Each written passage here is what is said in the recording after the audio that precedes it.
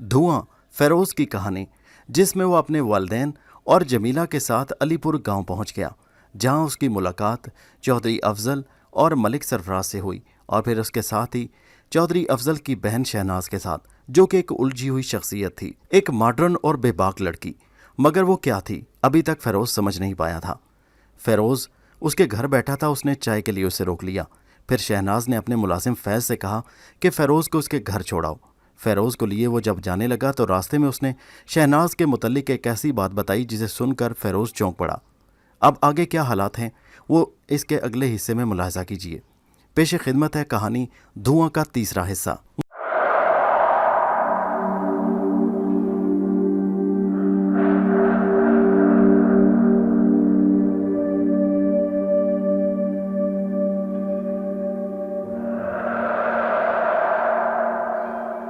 मुलाजिम ने बड़े मोहतात अल्फाज में चौधरी अफजल का नाम लिए बगैर मुझे शहनाज के उस नौजवान क्लास फेलो के कत्ल के बारे में बता दिया जो शहनाज से मिलने इस गांव में आता था।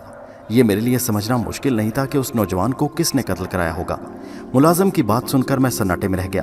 मैंने दिल ही दिल में फैसला कर लिया कि आइंदा कभी शहनाज के घर नहीं जाऊंगा। मुलाजिम मुझे मेरे दरवाजे पर छोड़कर चला गया। दूसरे दिन सुबह जब मैं अब्बू के एक कारिंदे के साथ मलिक सरफराज की हवेली की तरफ जा रहा था तो सामने से धूल उड़ाती एक जीप आती दिखाई दी। मैं कच्चे रास्ते की एक तरफ हो गया। जीप जब करीब आई तो मैंने ड्राइवर के अलावा अगली नशिस्त पर एक और शख्स को बैठे हुए देखा जिसके हाथ में बंदूक थी। वो शख्स इसी तरफ बैठा था जिधर मैं खड़ा था, ताकि जीप गुजर जाए तो आगे बढ़ूं, क्योंकि रास्ता तंग था। धूल उड़ाती जीप एक जन्नाटे के साथ मेरे करीब से गुजर गई और उस बंदूक बरदार शख्स की सिर्फ एक झलक देख सका। उसी एक झलक ने मेरे सारे जिस्म में सनसनी दौड़ा दी। मुझे बरसों पहले की एक हौलनाक रात याद आ गई। वो भयानक रात जब मेरे वालिद और छोटे भाई को एक बेरहम व सफाक कातिल ने मौत की नींद सुला दिया। मैं सोचने लगा क्या ये मेरा फरेब नज़र था या फिर वही जीप में वही कातिल मौजूद था, वही चेहरा जिसकी मुझे अब तक तलाश थी। ये सोचते हुए मेरे सीने में इंतकाम का अलाव दहकने लगा। वो कातिल चेहरा तो 12 साल की उम्र से मेरे सफ़ाए जहन पर सब था। उसे भला किस तरह भूल सकता था? मेरे लिए तो उसकी एक झलक काफ़ी थी। सुर्ख गोल गोल छोटी आंखें, घनी मूछें और बाएं रुखसार पर जख्म का निशान। मैंने अभी तक कुछ देर पहले उसके चेहरे की एक झलक देखी थी। उसके बावजूद मेरा जहन उलझा हुआ था। मैं सोच रहा था कि कहाँ जेहलम का एक गांव, कहाँ फैसलाबाद की ये बस्ती, उन दोनों के दरमियान क्या ताल्लुक था? इतना फासला, इतना दूर।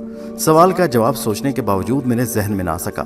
मैं अपनी सोच में गुम खड़ा हुआ था कि अब्बू के कारिंदे ने मुझे मुखातिब किया। बाबूजी आए, अंदर चलें। हाँ चलो, मैं चौंक कर बोला। फिर बोझल कदमों से आगे बढ़ने लगा। उसी वक्त मेरे जहन में एक ख्याल बिजली के कूंदे की तरह लपकने लगा जिसने मेरे सारे जिस्म में सनसनी दौड़ा दी।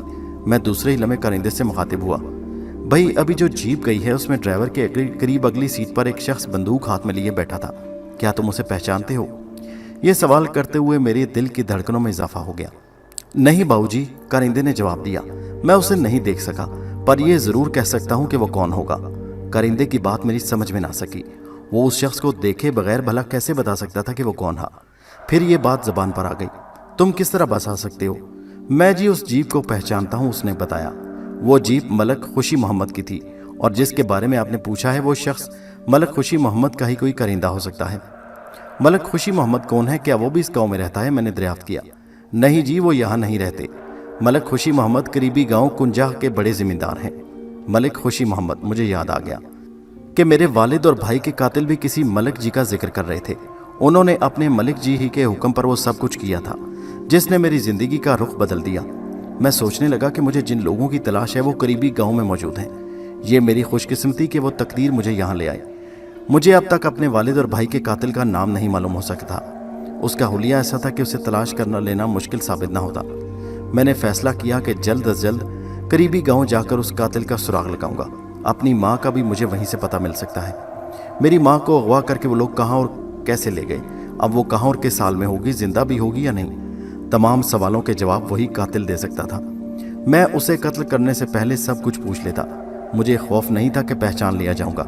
ज़ाहिर है ये चेहरा अब किसी 12 साल बच्चे का चेहरा नहीं था। फिर ये कि मेरा नाम भी बदल चुका था। मैं इन्हीं ख्यालों के भंवर में डूबता उभरता मलिक सरफराज की हवेली तक चला आया। आजा पुत्र, मैं तेरा इंतज़ार कर रहा था। ये कहते वो उठ खड़ा हुआ, फिर मुझे अपने साथ हवेली के अंदरूनी हिस्से में ले गया। हवेली का अंदरूनी हिस्सा भी बैरूनी हिस्से की तरह साफ़ सुथरा और सामान आराइश से मुज़य्यन था।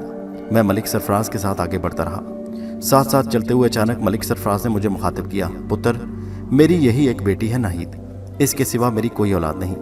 माँ भी इसकी मर चुकी है, हवेली में अकेली रहती है, शायद इसलिए चुप चुप सी रहती है। तुम इसके साथ कोशिश करना कि कुछ हंसे बोले भी। मैं कभी मजबूरन इसके सामने आता हूँ। मालूम नहीं क्यों बचपन ही से मेरा खौफ इसके दिल में बैठ चुका है। तुमसे हो सके तो इस खौफ को भी इसके दिल से निकालने की कोई तदबीर जरूर करना। जरूर जरूर मलिक जी, आप मुतमईन रहिए, मैंने उन्हें यकीन दिलाया। फिर कुछ देर बाद ही वो एक कमरे के सामने पहुंचकर रुक गया। कमरे का दरवाज़ा खुला हुआ था। मैं उसके तज़ब्ज़ुब को महसूस कर लिया। गालिबन वो उस कमरे में मेरे साथ जाने से झिझक रहा था। वो धीमी आवाज़ में बोला, वो मैंने नाहिद से तुम्हारे बारे में कल ही कहलवा दिया था, मगर चाहता था कि खुद तुम्हारा तारुफ कराऊं। खैर आओ। वो फैसला कुन अंदाज में आगे बढ़ा। मैं भी मलिक सरफराज की तकलीद में उसके पीछे पीछे कमरे में दाखिल हुआ। खिलाफ तवक्को उस कमरे में एक औसत उम्र की औरत नजर आई, जो एक कपड़ा हाथ में लिए वहाँ मौजूद एक सेंट्रल टेबल साफ कर रही थी। लिबास से कोई मुलाजमा मालूम होती थी। हमारे कमरे में दाखिल होते ही वो एकदम खड़ी हो गई। नज़ीना, तेरी छोटी बीबी कहाँ है? मलिक सरफराज ने उस औरत को मुखातिब किया। वो मलिक जी, वो अपने कमरे में है। औरत की मुर्दा सी आवाज़ आई। मुझे यूं लगा जैसे वो मलिक सरफराज के सामने बोलने से खौफजदा हो। क्या तूने नहीं बताया कि आज उसे पढ़ना है? तेरी छोटी बीबी को इस वक्त यहाँ होना चाहिए था। जी मलिक जी, वो कुछ कहते कहते रुक गई। मगर क्या, बोलती क्यों नहीं? मलिक सरफराज के लहजे में सख्ती आ गई। उन्होंने जी, छोटी बीबी जी ने कहा था कि मुमकिन है आप भी मलिक जी, आप खुद मास्टर जी को लेकर यहाँ आए, इसलिए वो बीबी जी ने कहा था कि जब आप यहाँ से चले जाएं तो। ठीक है, मैं समझ गया। मलिक सरफराज खौफजदा मुलाजमा की बात काट कर बोला, मैं जा रहा हूँ यहाँ से, बुला ले अपनी छोटी बीबी को।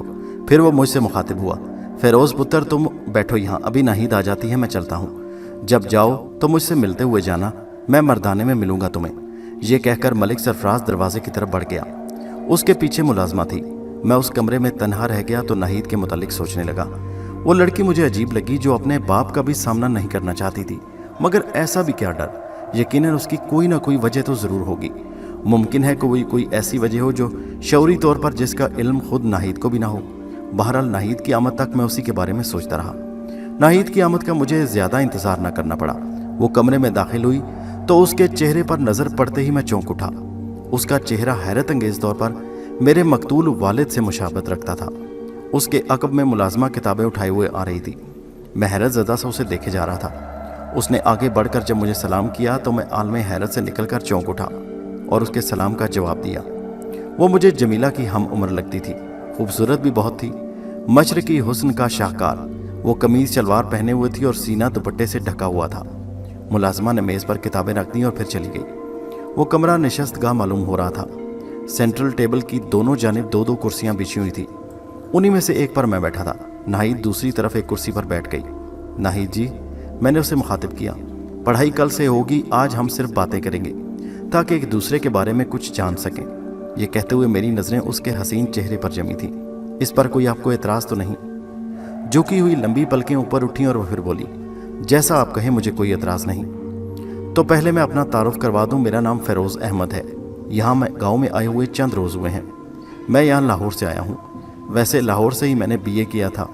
यहाँ आने के बाद मलिक साहब ने पहली मुलाकात में मुझे इस बात पर मजबूर कर दिया कि मैं आपको पढ़ाया करूँ। सो मैं आपकी खिदमत में हाजिर हूँ। मैंने अपना मुख्तसरन तारुफ करवा दिया, फिर बोला, अब आप अपना तारुफ करवाइए। मेरा तारुफ?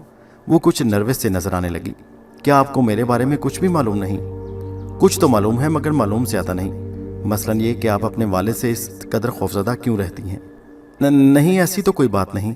वो रुक रुक कर नज़रें झुकाते हुए झिझकते हुए बोली।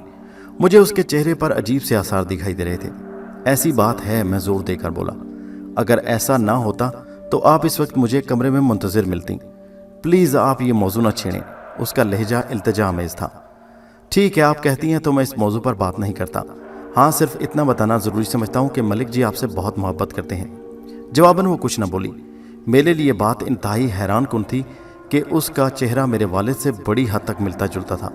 खासी देर हम दोनों में से कोई भी ना बोला। फिर उसने खामोशी तोड़ी। वो मुझसे लस्सी पीने के लिए पूछ रही थी। नहीं शुक्रिया, मैं नाश्ता करके आया हूँ, मैंने माजरत कर ली और उसने इसरार नहीं किया। फिर उसकी मरहुमा वालदा का ख्याल आया और मैंने वैसे ही बरसबीले तज़किरा पूछ लिया। आपकी वालदा के इंतकाल को कितने रोज़ हो गए? 5 साल हो गए, मगर मुझे यूँ लगता है जैसे कल ही की बात हो। जवाब देते हुए नाहिद की आवाज़ भर्रा गई। अपनी मौत से पहले क्या वो बीमार रहती थी? मैंने पूछा। हाँ, वो बीमार ही रहती थी, मगर उन्हें एक ऐसी बीमारी थी जिसका इलाज शायद मुमकिन न था। नाहिद अजीब से लहजे में बोली। मुझे तो ये हैरत थी कि वो यहाँ जिंदा कैसी थी। यहाँ से क्या मुराद है आपकी? मैंने चौंक कर सवाल किया। कुछ नहीं, कुछ भी तो नहीं। नाहिद कुछ सिटपिटा सी गई, जैसे उसके मुंह से अचानक कोई बात निकल गई हो जिसे नहीं निकलना चाहिए था। साफ जाहिर हो रहा था वो मुझसे कुछ छुपा रही थी, मगर क्या और क्यों मैं नहीं जान सका। मैंने सोचा कि आइंदा चंद रोज़ में रफ्ता रफ्ता उसे सब कुछ मालूम कर लूँगा। उसके रवैये और बातों ने मेरे दिल में अजीब सा तजस्सुस पैदा कर दिया। मजीद कुछ देर बैठकर और आइंदा रोज़ सुबह आने के लिए कहकर मैंने उससे रुखसत की इजाज़त चाहिए और उठ खड़ा हुआ। उसने मुझे रोका नहीं। हवेली के मर्दाने हिस्से की तरफ जाते हुए मैं सोच रहा था कि नाहिद और शहनाज में कितना फ़र्क है। एक ही गांव की दो नौजवान लड़कियां एक दूसरे से कितनी मुख्तलिफ हैं। एक मुजस्समे हया थी तो दूसरी बेहयाई की मुंह बोलती तस्वीर। हवेली के मर्दाने हिस्से में पहुंचकर मैं मलिक सरफराज से मिला, जो अपनी नशिस्त में चंद कारिंदों को हिदायत दे रहा था। मुझे आता देखकर उसने कारिंदों को वहां से चले जाने का और शाम को आने का हुक्म दिया। फिर उसने मुझे अपने करीब बिठा लिया और बोला, फेरोज पुत्र, वो कुछ हंसी या बोली? उसके लहजे में हसरत थी। आज तो पहला दिन था मलिक जी, इंशाल्लाह जल्दी मैं अपनी कोशिश में कामयाब हो जाऊंगा। पुत्र, अगर तूने उसके दिल से मेरा डर निकाल दिया तो मैं ये तेरा एहसान सारी ज़िंदगी याद रखूंगा। मलिक सरफराज का लहजा जज्बाती हो गया। वो मेरी इकलौती बेटी है। मलिक सरफराज की बात मुझे अजीब सी लगी। मुझे उसने बज़ाहिर अपनी बेटी को पढ़ाने के लिए मुलाजिम रखा था, मगर मुझसे काम तो कुछ और ही ले रहा था। मैं पूरी कोशिश करूंगा मलिक जी कि नाहिद के दिल से आपका डर निकाल दूं, मैंने उसे यकीन दिलाया। फिर कुछ सोच कर बोला, मलिक जी, अगर आप भी इस सिलसिले में मेरी कुछ मदद करें तो मेरा काम आसान हो जाएगा। मेरे ख्याल में इस खौफ की कोई ना कोई वजह तो ज़रूर होगी, वो मुझसे बेहतर आप जान सकते हैं। आपके ख्याल में नाहिद के खौफजदा होने की क्या वजह है? पुत्र फेरोज, मुझसे एक वादा कर कि मेरे और तुम्हारे दरमियान होने वाली गुफ्तगू का इल्म किसी तीसरे को नहीं होगा। मैंने उनकी बात सुने बगैर वादा कर लिया। दोस्तों, यहाँ तक उम्मीद है आपको कहानी बहुत अच्छी लगी होगी। कहानी के बीच में आपको रोकने के लिए माफ़ी चाहता हूँ, लेकिन मुझे ये बताइए कि आपने हैदर वाइस चैनल को सब्सक्राइब कर लिया है ना? अगर नहीं किया तो नीचे सुर्ख रंग के बटन को दबाकर चैनल को सब्सक्राइब ज़रूर कर लें। बात यह है पुत्र फेरोज़ के नाहिद की माँ से मेरी कभी नहीं बनी। यूँ समझ लो कि किसी मुँह जोर घोड़ी की तरह थी वो, जिसकी लगामें मैं हमेशा खींच कर रखना चाहता था। नाहिद ने जब से होश संभाला यही सब कुछ देखा। जहाँ तक मेरा ताल्लुक़ है उसके जहन पर इसी का खौफ है, मलिक सरफराज ने बताया। ओह, अब मैं समझ गया। नाहिद को यकीनन अपनी माँ से मोहब्बत थी। वो इसी वजह से अपनी माँ के साथ आपका सख्त रवैया देखकर आपसे डरने लगी। तुम ठीक नतीजे पर पहुँचे हो फेरोज़ पुत्र, मेरा भी अंदाज़ा ये है। मुमकिन है उसकी माँ ने भी नाहिद के दिल में मेरा खौफ बिठा दिया हो। मलिक सरफराज ने कहा कि नाहिद मुझसे दूर रहे। हो सकता है मलिक जी, मैंने उनकी राय से इत्तफाक किया। अगर वाकई ऐसा है तो नाहिद के दिल से आपका खौफ निकालने में बड़ी मुश्किल होगी, फिर भी मैं नाउमीद नहीं हूँ। खुदा तुम्हें जीता रखे पुत्र, मलिक सरफराज ने शफकत से कहा, और फिर उसने अपने कोट की जेब से नोटों की एक नई गड्डी निकालकर मेरी तरफ बढ़ा दी। लो पुत्र, ये रख ले। ये क्या मलिक जी, ये तो बहुत ज़्यादा लग रहे हैं। अभी तो पहला ही दिन है, मुझे ज़्यादा नहीं है, रख लो। 1000 है, महीना पूरा होने पर मज़ीद 1000 दिए जाएंगे तुम्हें। इसके अलावा तुम्हें तुम्हारे कपड़ों वगैरह की जिम्मेदारी भी मुझ पर होगी। मगर मलिक जी, इतनी रकम तो बहुत है। फिर मैंने लाख मना किया, मगर मलिक सरफराज ने मेरी बात नहीं मानी। मजबूरन वो नोटों की गड्डी मुझे लेनी ही पड़ी। तुम अकेले घर चले जाओगे, किसी को साथ कर दूं? मलिक सरफराज ने चलते वक्त पूछा। चला जाऊंगा मलिक जी, आते वक्त रास्ता मैंने जहन में रखा था, मैंने जवाब दिया। हवेली से घर की तरफ वापस जाते हुए जब मैं उस जगह पहुंचा तो आते हुए जीप नजर आई, तो मेरी आंखों में वही सफाक कातिल घूम गया जो मुझे जीप में दिखाई दिया था। मैं सोचने लगा कि कुंझा जाने की सूरत हो, वो गाँव मेरे लिए कतई अजनबी था। उसके अलावा मुझे रास्ता भी मालूम नहीं था। पहले मैंने सोचा कि अब्बू को सब कुछ बता दूं, खुद ही उस ख्याल को जहन से झटक दिया। हकीकत का इल्म होने के बाद मुझे वहां ना जाने देते। मैंने फैसला किया कि किसी को कुछ बताए बगैर मुझे खुद दुश्मन का सुराग लगाना होगा। ये फैसला करके मैं मुतमईन हो गया। मैं घर पहुंचा तो वहां चौधरी अफजल और उसकी बहन शहनाज को देख कर रह गया। मुझे तवक्को नहीं थी कि दूसरे ही दिन वो दोनों बहन भाई हमारे घर आ दमकेंगे। घर में अब्बू नहीं थे, वो ज़मीनों पर गए हुए थे। मुझे देखकर शहनाज खिल उठी। तुम्हारी वापसी का इंतज़ार कर रही थी, शहनाज चहकी। तुमने कल बताया नहीं था कि यहाँ आते ही ड्यूटी से लग जाओगे? हाँ, बस जहन में नहीं रहा, मैंने कहा और अम्मी की तरफ देखने लगा जो करीबी चारपाई पर बैठी थी। उनके चेहरे पर मुझे कशीदगी के आसार नजर आ रहे थे। जमीला वहाँ नहीं थी। यूँ लग रहा था जैसे अम्मी को उनके दोनों बहन भाइयों की आमद गरां गुजरी हो। अरे चाची, ये जमीला तो अंदर ही जाकर बैठ गई। मैंने तो बस हंसी में एक बात कह दी, वो तो भा अफजल से सचमुच इस तरह छुप गई जैसे ये क्यों, क्या हुआ? मुझे भी तो मालूम हो। मैंने चौंक कर शहनाज की तरफ बात काट दी। होना क्या था भाई, मैंने चाची से ये कह दिया कि अगर कहो तो जमीला को अपनी भाभी बना लूं। बस ये सुनते ही जमीला गधे के सर से सींग की तरह गायब हो गई, शहनाज ने बताया। चलो अगर ऐसा हो भी तो अभी कौन सा रिश्ता हुआ है, वो मुझसे पर्दा करने लगी। चौधरी अफजल भी बोल उठा। बात करते हुए उसके होंठों पर शैतानी मुस्कुराहट रक्स कर रही थी। मेरा ख्याल है चौधरी साहब कि ऐसी बातें ना करें, यूं भी इस वक्त अब्बू घर पर नहीं, मैंने संजीदगी से कहा। तो क्या हो गया, तुम तो मौजूद हो ना बड़े भाई की हैसियत से, तुम भी बात कर सकते हो, चौधरी अफजल ढिठाई से बोला। और उसकी बात सुनकर मेरा खून खोल उठा। कैसी बात, मैंने बामुश्किल अपना गुस्सा जब्त करते हुए कहा। यही अपनी बहन जमीला के रिश्ते की बात, और क्या। चाचा अमजद तुम्हें भी तो अपनी औलाद की तरह समझते हैं। तुम तो फैल ही गए हो भाई अफजल। मेरे चेहरे पर शहनाज ने शायद नागवारी के असरात देख लिए थे, इसीलिए अपने भाई से उसने बात कही और मजीद बोली, तुम क्यों इन शरीफ लोगों को तंग कर रहे हो? मुझे मालूम है तुम्हें शादी वादी नहीं करना, वरना। बस चुप रहो। चौधरी अफजल ने अपनी बहन को कोई बात कहने से रोक दिया। लो चुप हो गई, शहनाज हंसकर बोली। लेकिन भा अफजल तुम भी ओल फोल नहीं बकोगे, वरना तुम जानते हो मैं 1 मिनट में तुम्हारा भांडा फोड़ दूंगी। ये कहकर वो मुझसे मुखातिब हुई। आज शाम को मेरा लॉन्ग ड्राइव का मूड है, तैयार मिलना, मैं तुम्हें घर से ले लूँगी, या अगर चाहो तो ज़रा पहले हमारी तरफ आ जाओ। मगर मुझे तो अभी ज़मीनों पर अब्बू के पास जाना है, मैंने उज़र पेश किया। वहाँ से दिन चढ़े ही वापसी होगी, मैं तुम्हारे साथ नहीं जा सकता। अरे अभी से नखरे दिखाने लगे, चौधरी अफजल दरमियान में बोल उठा। मलिक सरफराज के यहाँ तो सुबह उठते ही दौड़ पड़ते हो, उसके लहजे में तंज था। मगर भा अफजल, मलिक सरफराज से फेरोज को पैसे भी तो मिलेंगे। शहनाज की आवाज़ में भी चुभन थी। मेरे कुछ कहने से पहले चौधरी अफजल दोबारा कहने लगा, तो क्या हुआ, हम भी इसे मुलाजिम रख सकते हैं, पैसे दे सकते हैं। चौधरी साहब, मैं कोशिश के बावजूद अपनी आवाज़ नीची न रख सका। मैं कोई बिकाऊ माल नहीं हूँ, आपने मुझे समझा क्या है? बिकाऊ माल नहीं हो तो फिर यूं ही बड़ी हवेली चले गए थे। जितनी हैसियत आदमी की उतनी ही बात करना चाहिए। अब छोड़ो भी भाई अफजल, शहनाज ने कहा। अभी ये नया नया गांव है, इसे मालूम नहीं कि चौधरी की किसी बात से इनकार का मतलब क्या आता है। ये कहते ही वो उठ खड़ी हुई। उन दोनों बहन भाई को जाने से ना अम्मी ने रोका ना मैंने। वो चले गए तो मैं अम्मी की तरफ देखकर बोला, अजीब लोग हैं ये। हाँ, अम्मी सर हिलाकर बोली। आते ही दोनों ने जमीला से फजूल बातें शुरू कर दी, खाक डालें इन पर। फिर जमीला की तलाश में बैरूनी कमरे से घर के अंदरूनी हिस्से में आ गया। जमीला के चेहरे पर नज़र पड़ते मुझे अंदाज़ा हुआ कि वो गुस्से में है।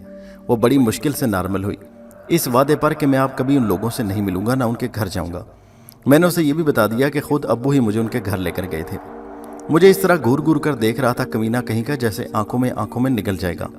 जमीला मुंह बनाकर बोली, तुम हो ही ऐसी। मैंने उसे छेड़ा, उस बेचारे का भी कोई ज़्यादा कसूर नहीं, बकवास ना करो। वो शर्मा गई। यूँ शर्माते मुझे बहुत अच्छी लगी। शाम को अब्बू घर आए तो मैंने मलिक सरफराज से मिलने वाले रुपए उन्हें दे दिए और बताया कि मजीद 1000 एक महीने बाद मिलेंगे। अब्बू ने अम्मी को आवाज़ देकर वहाँ बुलाया और उनसे बोलो, लो भाई अपने बेटे की पहली कमाई रख लो। ये कहते हुए उन्होंने नोटों की गड्डी अम्मी को दे दी। अब्बू नाहिद को पढ़ाने के बाद मैं भी ज़िम्मेदारियों पर आपका हाथ बटाने आ जाया करूँ। मैं कुछ सोचते हुए बोला, यहाँ घर में पड़े पड़े क्या करूँगा? अगर तुम्हारी मर्जी है फेरोज बेटे तो ठीक है, मैं कल किसी को यहाँ भेज दूंगा कि तुम्हें साथ ले आए। अब्बू बोले, अभी तो तुमने ज़मीनें भी देखी भी नहीं। मेरा इरादा भी ये था अब्बू के यहाँ आसपास जो गाँव हैं उनकी भी सैर कर लूँ। मैं असल मौजू पर आ गया। दरअसल अब्बू के पास ज़मीनों पर जाने का मेरा यही मकसद था। हाँ हाँ क्यों नहीं, अब्बू ने मेरी तायद में कहा। फिर बोले, तुम कल से ऐसा किया करना बेटे कि दोपहर का खाना खाकर मेरे लिए अपने साथ खाना लेकर आ जाना, ठीक है ना? जैसे आपका हुक्म अब्बू, आप कहते हैं तो मैं दोपहर को आ जाया करूँगा।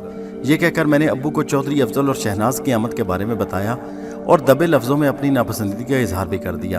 अब्बू ने मेरे ख्याल से इत्तफाक किया।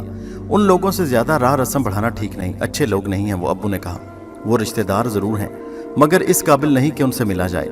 अम्मी ने भी अब्बू की तायद की। वैसे तो मुझे तुम पर भरपूर एतमाद और भरोसा है बेटे, फिर भी तुम्हें ये बात ज़रूर कहूँगा कि मलिक सरफराज की हलीमे में भी तुम्हें मोहतात रहना है, ख़ुसूसन उसकी बेटी नाहिद के मामले में। अब्बू ने कहा, नाहिद तो बड़ी नेक और शरीफ लड़की है अब्बू, शहनाज से मुख्तलिफ। मैंने बताया, वो यकीनन ऐसी ही होगी जैसे तुम बता रहे हो, मगर मलिक सरफराज को तुम जानते नहीं। अब्बू का लहजा मैंने खेज था। ठीक है अब्बू, मैं मोहतात रहूँगा, मैंने अब्बू को यकीन दिलाया। दूसरे दिन सुबह नाश्ता करके मैं अकेला ही बड़ी हवेली पहुँच गया। मालूम हुआ कि मलिक सरफराज अपनी ज़मीनों के मुआयने पर गया है। मुझे उसे कमरे में बिठा दिया गया जहाँ गुज़श्ता रोज़ नाहिद से मुलाकात हुई थी। जल्दी नाहिद भी वहाँ आ गई। आज वो खौफजदा मालूम नहीं हो रही थी। गालिबन उसकी वजह ये थी कि मलिक सरफराज इस वक्त हवेली में मौजूद नहीं था। सुर्ख शलवार सूट में बहुत दिलकश लग रही थी। मुझे एतराफ़ है कि मैं उसे देखकर महवियत में खो गया।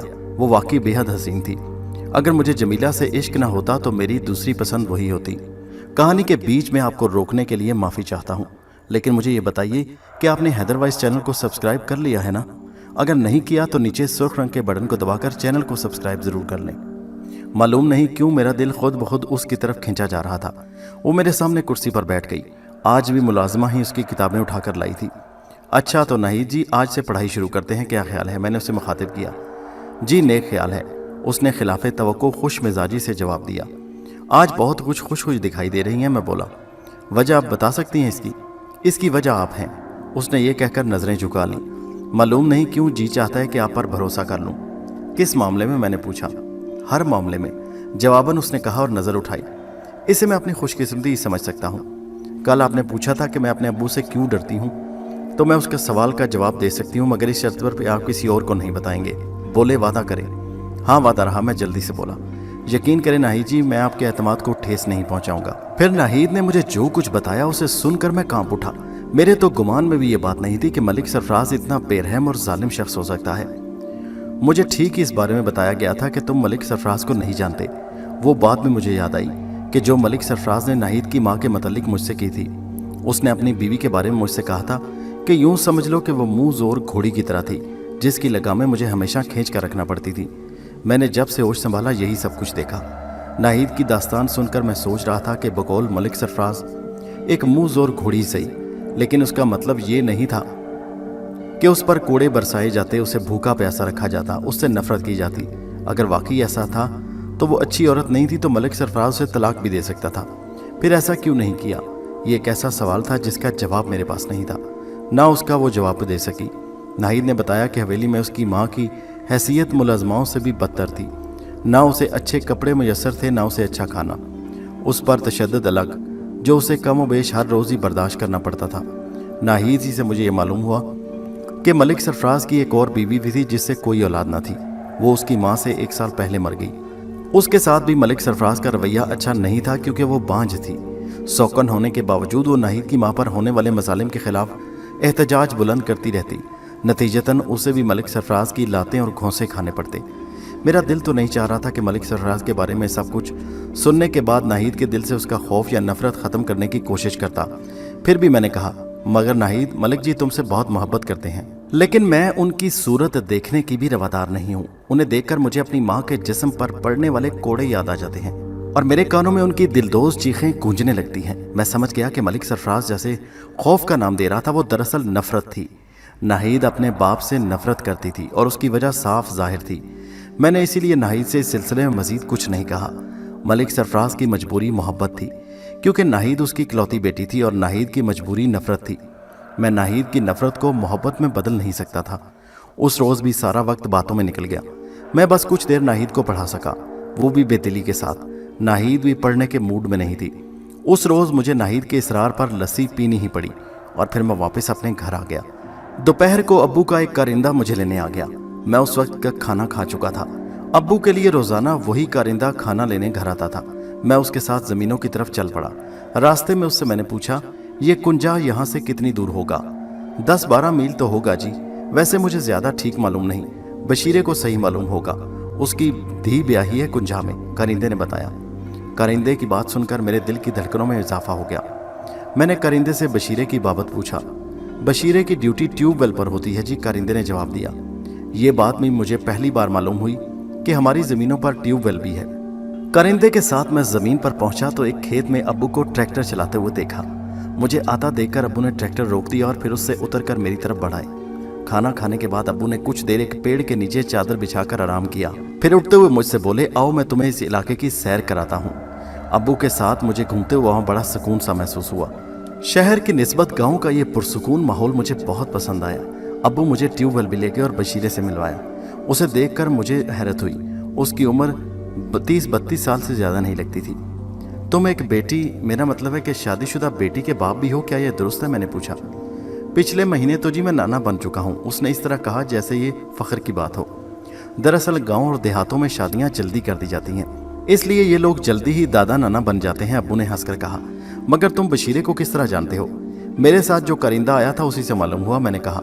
मैंने दरअसल इससे आसपास जो गांव हैं उनके बारे में पूछना था। मैंने कल आपसे कहा था ना कि इर्द गिर्द जो गांव हैं, याद है मुझे। कुंजाह तो तुम बशीरे के साथ हुआ ना, मगर ये सोचना पड़ेगा कि तुम्हारी जगह किसे यहाँ काम पर लगाया जाए, अब्बू ने कहा। बड़ी मेहरबानी होगी जी, अगर आप बस एक ही रोज़ को मुझे अपनी धी से मिलने जाने दें। मैंने तो अभी अपनी नवासी को भी नहीं देखा बशीरे, अब्बू ने कहा। बस जी एक रात वहाँ रहकर दूसरे दिन लौट आऊँगा। अच्छा ठीक है, कल बात करना। मैं सोचता हूँ कि ट्यूबवेल पर तुम्हारी जगह किसकी ड्यूटी लगाई जाए। और सुनो बशीरे, तुम सुबह जाकर शाम को लौट आओ, रात को रुकने की ज़रूरत नहीं, अब्बू ने कहा। ठीक है जी, मैं रुकूंगा नहीं, बशीरा जल्दी से बोल उठा। फिर तीसरे दिन ये तय हुआ कि आइंदा रोज़ बशीरे की जगह ट्यूबवेल पर कौन ड्यूटी देगा। अब कुंजाह जाने के लिए साइकिल का मसला था, क्योंकि बशीरे के पास साइकिल नहीं थी। पैदल आने जाने में खासी देर लग जाती और ख्वारी अलग होती। ये मसला भी अब्बू ने हल कर दिया। उनके करिंदे के पास साइकिल थी जो उन्होंने बशीरे को दी। तय ये हुआ कि आइंदा रोज़ करिंदे के घर से साइकिल लेकर बशीरा हमारे घर आएगा और मुझे लेकर कुंजाह रवाना हो जाएगा। शाम तक हम दोनों को वापस आना होगा, क्योंकि दूसरे दिन सुबह सुबह बशीरे को ड्यूटी पर पहुंचना था। सुबह में क्योंकि नाहिद को पढ़ाने जा रहा था हवेली, इसलिए मैं ज़मीनों से लौट कर वहाँ ये कह आया था कल सुबह नहीं आ सकूँगा। उस रात मुझे बड़ी मुश्किल से नींद आई। बार बार अपने वालिद और भाई के कातिल का सफाक चेहरा मेरी आंखों में घूमता रहा। फेरोज के साथ क्या हालात पेश आए, उसने वहां अपने बाप और भाई के कातिल को क्या कुंजाह में देख लिया, सफाक कातिलों से उसका सामना कैसे हुआ, ये सारे हालात जानने के लिए इस कहानी धुआं की अगली किस्त नेक्स्ट वीडियो में मुलाहिजा कीजिए, जिसका लिंक आपको नीचे डिस्क्रिप्शन में मिल जाएगा। और हमारे चैनल हैदरवाइज को सब्सक्राइब कीजिए। शुक्रिया।